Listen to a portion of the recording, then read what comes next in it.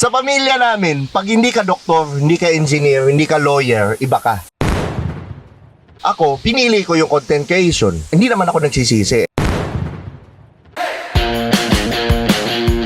Ako yung Tio Bray para maitawid ko yung character. Napakaraming negative na nagsasabi na ang tanda mo na, nagtitiktok ka pa. Oo. Umabot pa sa point na yung Talaga? pamilya namin, pinalayas na ako sa bahay.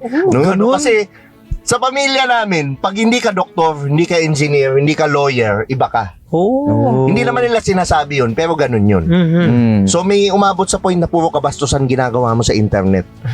Parang ganun. So ako, pinili ko yung content creation. Mhm. So hindi naman ako nagsisisi. And yung pamilya ko naman, wala namang problema dun. It's just that's the way they were raised. So you have to Oo. understand Yeah. them. Yeah. Traditional, no? Traditional. And ako naman, hindi traditional. So they understood me as well. Pero yun nga,